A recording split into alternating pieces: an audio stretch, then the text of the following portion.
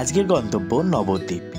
ঠিক ধরেছ, নবদ্বীপের রাজ উৎসব, যেটা সারা পশ্চিমবাংলা বিখ্যাত, সেই রাজ দেখতে যাচ্ছি আমিও। প্রথমবারের জন্য রাজ দেখতে যাচ্ছি নবদ্বীপে। যেতে যেতে রাস্তার দুপাশে খুব সুন্দর গ্রাম্য পরিবেশ চোখে পড়ল। সবে ঠান্ডা পড়ছে, হালকা হালকা ঠান্ডা ওয়েদার, আর পাশ দিয়ে নানান স্টেশন, চন্দননগর, ব্যান্ডেল জংশন, বাঁশবেড়িয়া, ত্রিবেণী, জিরাট, গুপ্তিপাড়া, নবদ্বীপ ধাম, এরপরে এসে পড়ল বিষ্ণুপ্রিয়া হল্ট। আজকের জার্নিটা ছিল প্রায় ৪৫ মিনিটের। ট্রেনটি এসে দাঁড়ালো ২ নম্বর প্ল্যাটফর্মে। পুরো ট্রেনটা খালি হয়ে গেল এই হল্টে এসে। পুরো ট্রেনের সব মানুষই নেমে পড়ল এই হল্টে, আর পায়ে হেঁটে চলল রাজ দেখতে দেখতে। স্টেশনের সামনেই প্রথম এই মূর্তিটি আমাদের দৃষ্টি আকর্ষণ করলো। মূর্তিগুলো আকারে কিন্তু প্রচুর বড়। রাস্তায় যেতে যেতে রাস্তার দুপাশে শুধু বড় বড় মূর্তি চোখে পড়ল। প্রথম প্যান্ডেলের প্রতিমা নমস্কার করে বেরোনোর সাথে সাথেই দেখতে পেলাম পরের প্যান্ডেলের প্রতিমা।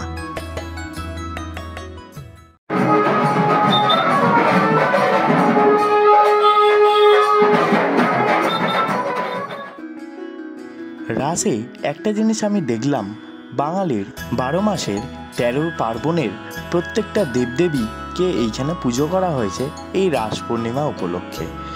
এর কারণটা আমি জানি না, কেন রাসে এত দেবদেবীর পুজো করা হয় এই নবদ্বীপ ধামে। তোমরা যারা এই ভিডিওটা এখন দেখছো, তাদের কাছে একটা অনুরোধ রইল, যদি কেউ নবদ্বীপ থেকে দেখে থাকো তাহলে আমাকে অবশ্যই জানাও, তোমাদের ওখানে এত পুজো বা এত দেবদেবীর পুজো কেন এই রাসে করা হয়ে থাকে। আমি জানি না, তাই জন্য তোমাদের কাছে অনুরোধটা রাখলাম। প্যান্ডেলগুলি প্রত্যেকটি প্রচুর কাছে কাছে। এতটা কাছাকাছি হওয়ার জন্য তোমরা কেউ ক্লান্তই হবে না, কারণ একটা প্যান্ডেল থেকে বেরোনোর সাথে সাথেই পরের প্যান্ডেল তো দেখাই যাচ্ছে।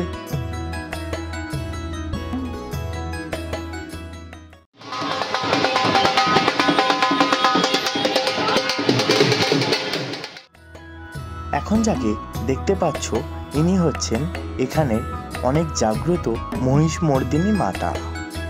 ইনি পুজো পান পোড়ামাতলা যাওয়ার আগের ঠিক ৪ মাথার যে মোড় পড়ছে, ওই মোড়ের মহাপ্রভু মূর্তির ঠিক পাশেই।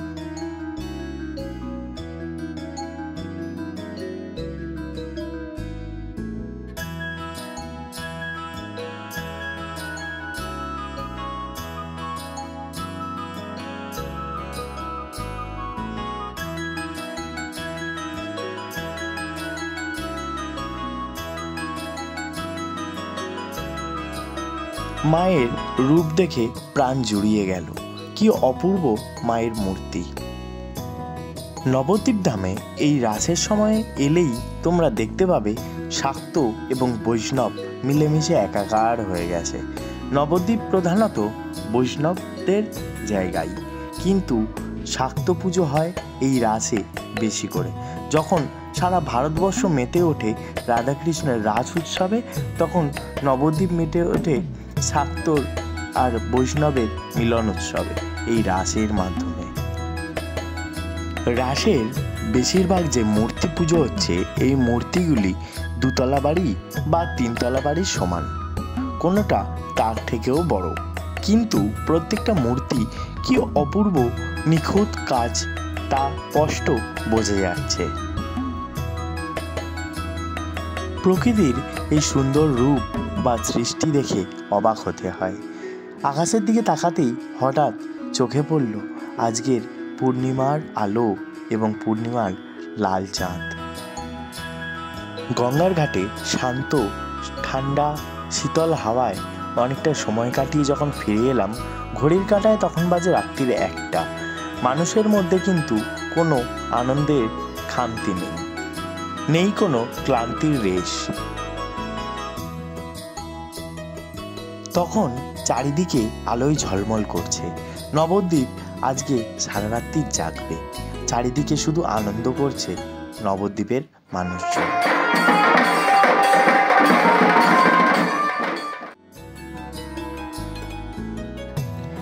আমি এবছর প্রথমবারের জন্য গিয়েছিলাম রাস দেখতে নবদ্বীপ ধামে।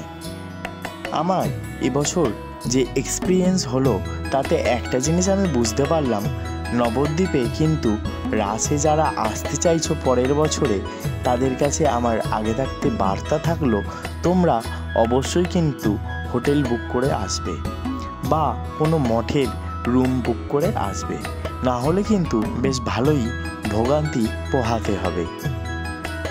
রাসের সময় প্রত্যেকটা হোটেলের যে দাম থাকে তার ডবল হয়ে যায়, এবং মায়াপুরেও যদি ভাবো গিয়ে হোটেল পেয়ে যাবে তাহলেও কিন্তু ধারণাটা ভুল। মায়াপুরের প্রত্যেকটা রুম প্রায় বুক থাকে। তোমরা অন্তত 1 মাস আগে থেকে রাস উৎসবে আসার জন্য হোটেল বুক করে রেখো।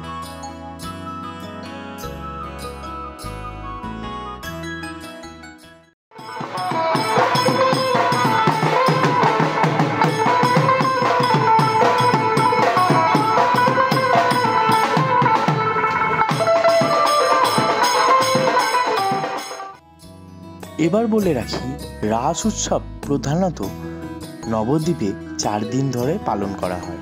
প্রথম দিন অর্থাৎ রাস পূর্ণিমার দিন নবদ্বীপে রাসের পুজো হয়, অর্থাৎ যে সকল প্যান্ডেলে যে মূর্তি আছে সেই মূর্তিগুলোকে পুজো করা হয়।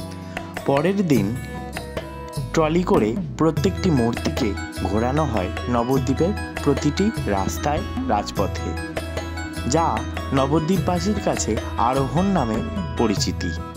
এবং তৃতীয় দিনও এই আরোহণ চলে। চতুর্থ দিন প্রত্যেকটি মূর্তি বিসর্জন করা হয় গঙ্গা বক্ষে নানান রীতি মেনে।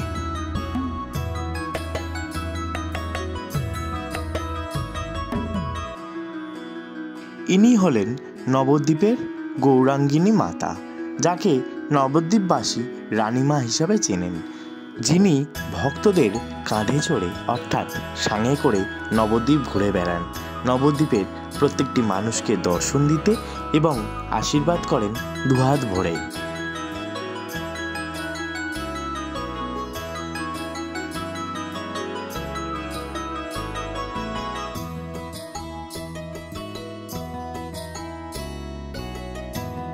এবছরের রাস উৎসব তোমাদের কেমন লাগলো জানাতে ভুলো না কিন্তু।